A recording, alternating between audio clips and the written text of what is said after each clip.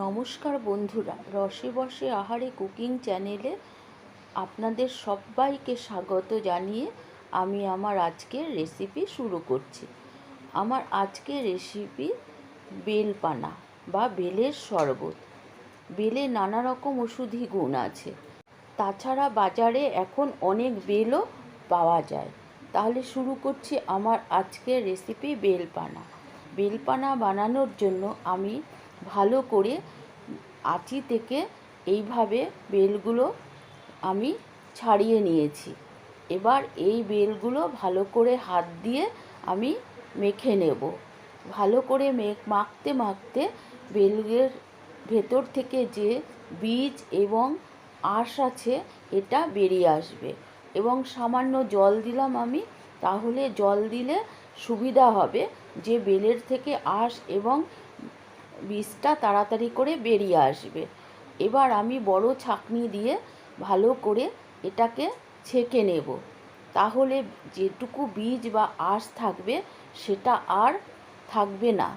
আর মুখে যখন খাবার সময় মুখে একটু আধটু পড়বে সেটাও পড়বে না।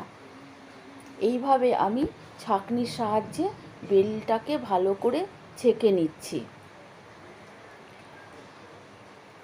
বেলে নানা রকম ওষুধি গুণও আছে, আর এরকম এক গ্লাস বেল প্রতিদিন সকালবেলা খেলে শরীর খুব সুস্থ থাকে।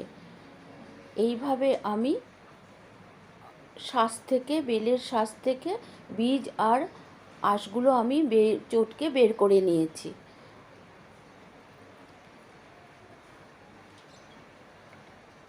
দেখুন, আর একটু খাওয়ার সময় একটু মুখে পড়বে না। আর মুখে যদি পড়ে বীজ আঁশ, তাহলে খেতেও খুব খারাপ লাগে আর তেতো তেতো হয়ে যায়।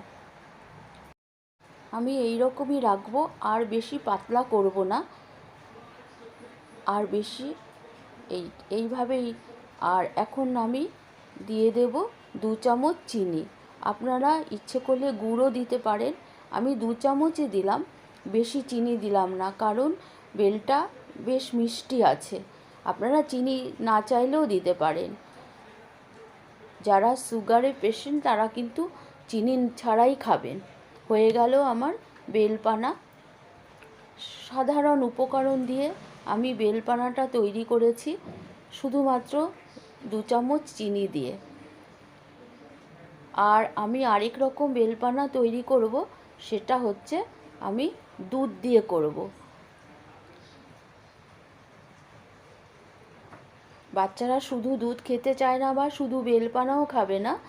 দুধের সঙ্গে একটু বেলপানা দিলে ওরা দুধ আর বেলপানা দুটোই খাবে, আর উপকারও হবে।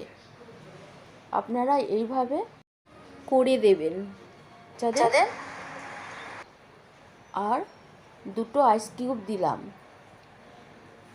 বাচ্চাদের না চাইলে আপনারা নাও দিতে পারেন। আমার আজকের রেসিপি কেমন লাগলো অবশ্যই জানাবেন। যদি ভালো লাগে তাহলে বানিয়ে নেবেন। আশা করি সকলেরই ভীষণ ভালো লেগেছে। আমার চ্যানেলে নতুন বন্ধু হয়ে থাকলে চ্যানেলটা সাবস্ক্রাইব করে নেওয়ার অনুরোধ রইল। পাশে থাকা বেল আইকনটা প্রেস করবেন, তাহলে আমি যখন কোনো নতুন রেসিপি দেব তাহলে আপনাদের কাছে পৌঁছে যাবে।